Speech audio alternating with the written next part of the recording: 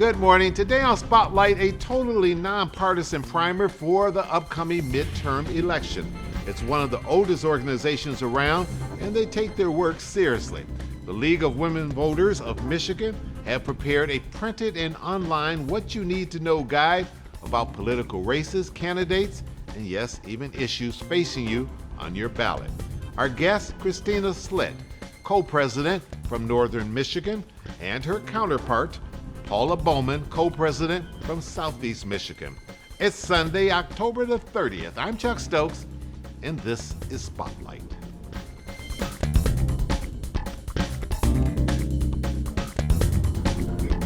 Christina Slitt and Paula Bowman of the League of Women Voters of the state of Michigan. Thank you so much for joining us today on Spotlight. Good seeing both of you again. I think the last time I saw you was the last big election time that we had around. Yes, thank you. It's good to see you again as well. It's our pleasure. Ms. Slitt, I'm going to begin with you. You're both co-presidents of the League of Women Voters, so you split these leadership duties up. But for the person that is not as familiar with the League of Women Voters as they should be, if you had to describe to them in a nutshell what the role of the organization is, what would you say?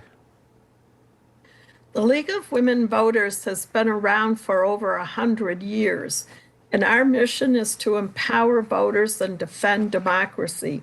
We do this with two arms. One is our education arm, our nonpartisan arm, which means we do not ever support or oppose candidates or political parties. And then our other arm is advocacy.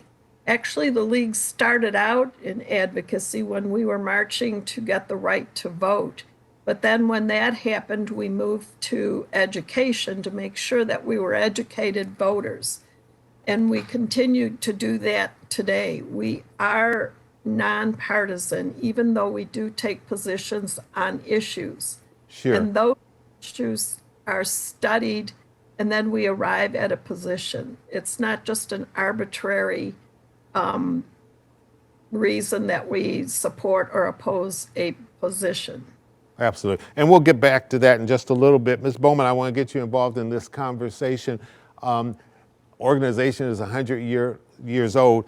How many different chapters? And even though the spotlight gets on you all right around election time, the work that you do goes on all year long, probably never stops because of the preparation that's involved. That's exactly right. We are always working, even when an election isn't imminent, to educate ourselves and the public about different topics, not always just about elections either. But just to answer your first question, we do have over 30 leagues, local leagues or chapters, if you will, in the state of Michigan with over 2,700 members. All of our members are volunteers, even Christina and I, that we pretty much work a 40-hour work week. We are volunteers, and we, believe that our skills hopefully can work towards helping other people understand the election process and how they can get information about who they're voting for. Sure. Christina, you're up there in the Traverse City area, and Paula, you're down in our neck of the woods in Southeast Michigan. How often do you all have to physically get together, or in this world of Zoom, can you pretty much do everything that you need to do virtually? We started off before COVID actually doing virtual meetings because many of our board members are from the UP or the lower Michigan. So meeting sometimes in the winter was a challenge, but we've become pretty comfortable with virtual meetings, and we do meet monthly, and we do have a hybrid component to our monthly board meetings. However, Paula and I meet several times a day. Become old best friends. Talk to me about the voter guide and what exactly that is and why that has become a valued asset for most people when it comes time for election. The League has been publishing our voter guide, and I'm talking about a hard copy of a voter guide, for certainly more than 50 years.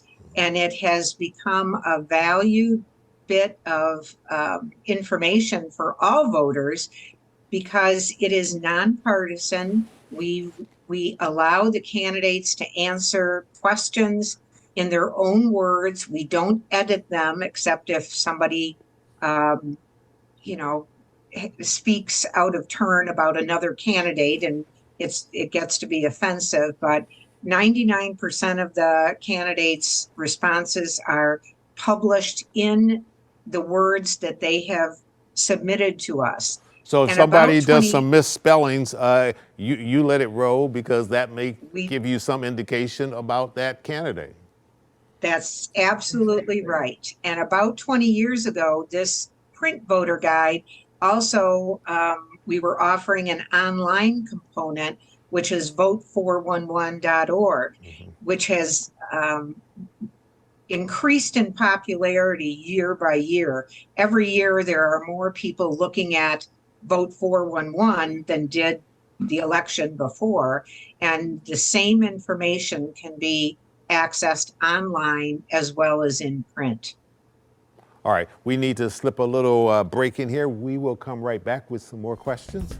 Don't go away.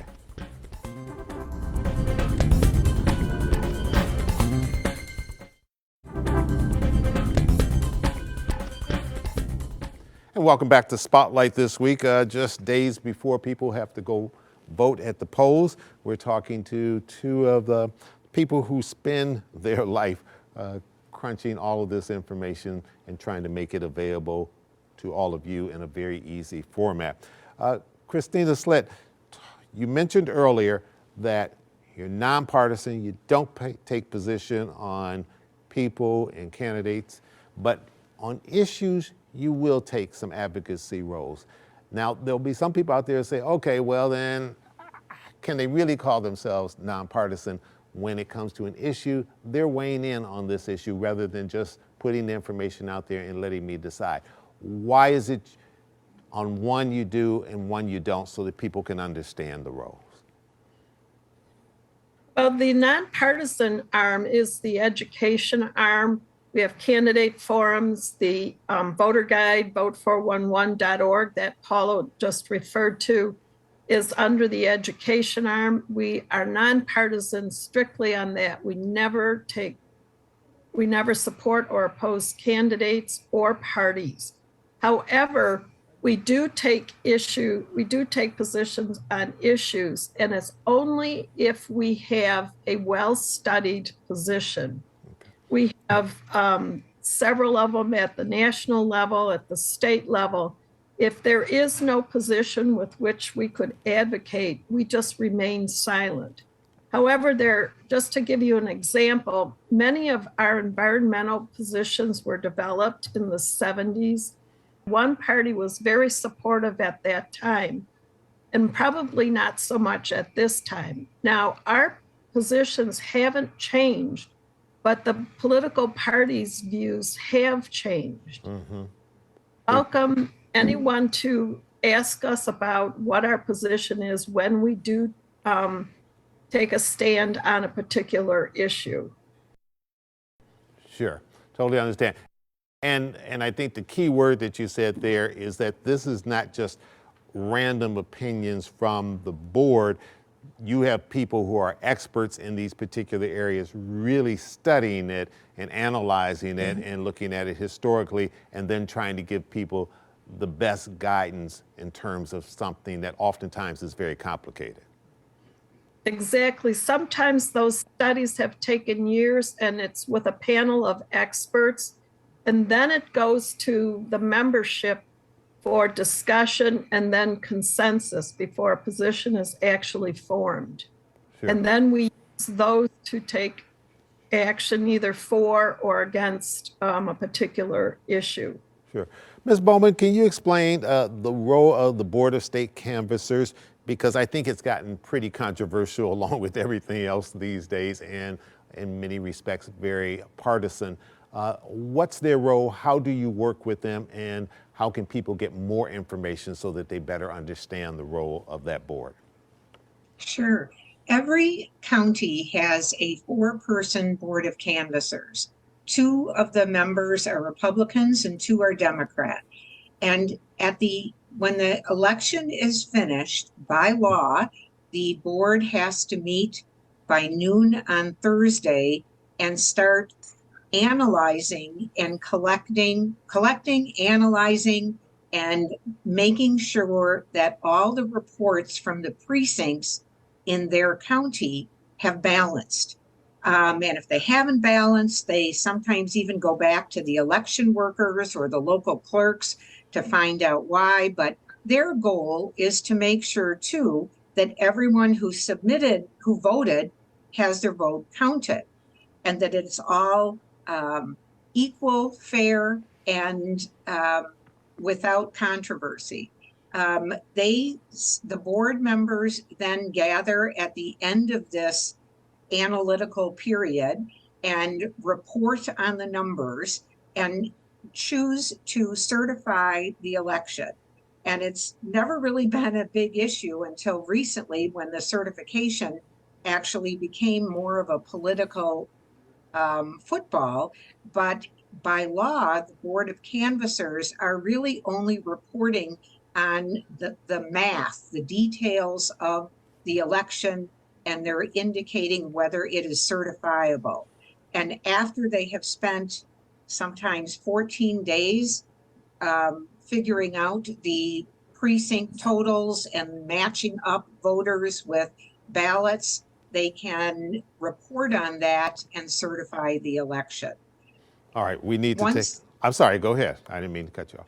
Once the county certifies the election, it goes to the state board of canvassers, who then collects all the data from the counties and also certifies the election. Again, just reporting on the metrics. But all of these boards are just ministerial in terms of reporting on the metrics of the election. All right, we need to slip another little break in here. We'll hurry right back with more questions. Stay with us.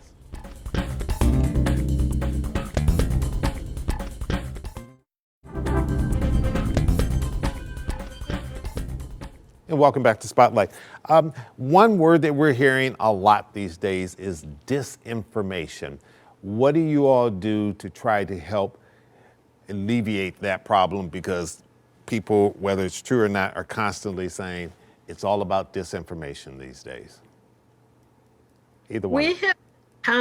We have been combating mis and disinformation for a number of years, and the best way to do that is to publish through social media or the press or events like this one today, and to provide the truth. We don't elevate the mis or disinformation, we just provide the truth. And we spend a great deal of time doing that. We have educated our local league presidents on the best way to do that, and they share that with their boards as well.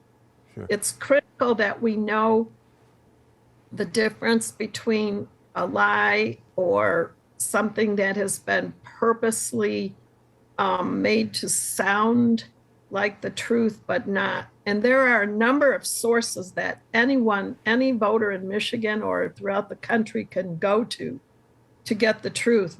Michigan.gov/vote, michigan.votings.org, or vote411.org to get the truth of the matter. These are by law and not just opinions. So we encourage people to go to these sources for the truth of the matter. Sure. Paula Bowman, has the change that we've made in redistricting with the Michigan Citizens Redistricting Commission and the controversy that has gone along with it, has that made your job more or less difficult? Well, setting aside the controversy, and frankly, the league did support the Independent Redistricting Commission, the concept of it. Anytime there is redistricting, so it's every 10 years, it always adds another level of confusion to the voting process, not just for voters, but even for clerks, because sometimes the clerks are working with different districts. Sometimes there have to be changes in polling precincts, and all kinds of issues. But most importantly, the voters have to learn about who their new state reps are, who the new state senate are, and figure out what district they're voting for. And that can be totally different than 10 years ago, or really even 2 years ago. And that's why we encourage people to go to a nonpartisan voter guide like Vote 411, where they can type in their address and all the races on their ballot will appear. The state senate, their congressional reps, as well as the state House of Representative candidates. So it's a full ballot, and the proposals, the statewide proposals, are on there, and you have a lot of information about those proposals so that people totally understand, because if the first time you look at them is when you walk into the booth, you're going to be pretty darn confused. Mm-hmm. Would you agree or disagree? Christine, I'll let you take that. Yeah, we totally agree, which is we try to elevate the fact that voters should be educated on what's on their ballot when they go in, because it can be overwhelming when you have to vote partisan on one side, nonpartisan on the other side, with the judicial candidates and the ballot proposals. You almost have to do your homework before you go in.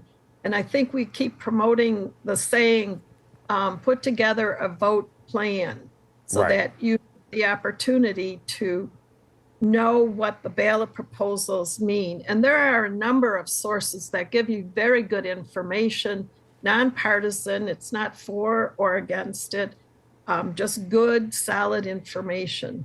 Absolutely. All right, we need to take one more quick pause for the cause. We'll come right back with the final segment, and we'll talk about who can vote, especially as it mixes with absentee ballot now, and the role that EDI plays with the League of Women Voters. We'll be right back. Stay with us.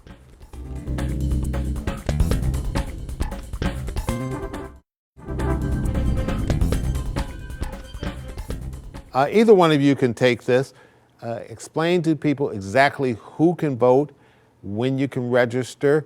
I know that we now have same-day voting, so you can come in on the day of election, register and vote, and that wasn't always the case. Anybody who is 18 in the state of Michigan can vote. They have to have been living here for 30 days. They cannot be serving a sentence in prison, and they can vote. They can register to vote, as you said, up through Election Day.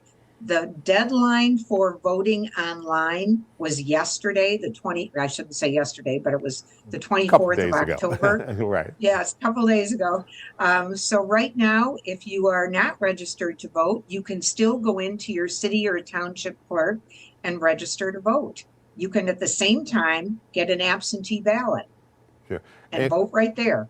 And Ms. Slitt, do you have to show ID? And if so, what kind of ID? Because there has certainly been controversy around this for years.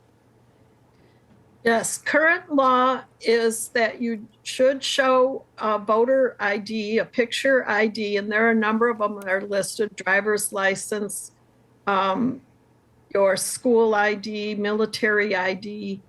But in the event you don't have it with you, say you're trying to get to the polls at 8 o'clock and it's 5 to 8, you from work and your wallet is in your locker, we don't want to see voters disenfranchised and turned away. So you have the opportunity to sign a legal document. It's an affidavit that if you lie, it's punishable by jail or fine or both. So that is an option that you have as a voter. And I think the percentages of people that actually have used it in Michigan is less than 2%. And it is current law. It doesn't elevate fraud. I mean, would you sign a document knowing that you were lying and have to face the consequences of it? Yeah, hopefully I wouldn't, and hopefully other people out there would not as well. And that's certainly something that once they realize that you can get in big trouble for it, should make them think twice, if not even more than twice. Intimidation is not something that's supposed to happen at the polls. That's correct. And there are, one of the ballot proposals wants to enshrine the right to have the voter not be intimidated at the polls. Right. We only have about a minute left. On your website, you have up, I say EDI, equity, diversity, inclusion. Some people say diversity, equity, and inclusion. Why is that front and center on your website, and why is that so important? Either one of you can take that. The League works hard to to work with communities that are underserved. We recognize that, for instance, not everyone has a computer and can go on Vote 411. We try to disperse our voter guides, the print copies, to those areas, as well as seniors places where the residents may not have that kind of accessibility. So it's always top of mind for us, because we believe in participatory democracy and know that it's important for people in those underserved communities to share their voice at the polls as much as it is for people who perhaps have transportation and easy access to the polls. So we want to make sure that everyone has the opportunity and accessibility to voting on Election Day or by absentee ballot in advance. All right, Ms. Slitt, that will have to be the last word. Christina Slitt and Paula Bowman from Traverse City and from the Plymouth, Michigan area, we appreciate you joining us, the co-presidents of the League of Women Voters of the state of Michigan. And don't forget to vote on Tuesday, November the 8th. The polls are open from 7 a.m. until 8 p.m. It's your right, use it. I'm Chuck Stokes. We'll be back next week with more Newsmakers in the Spotlight. We hope you have a great week.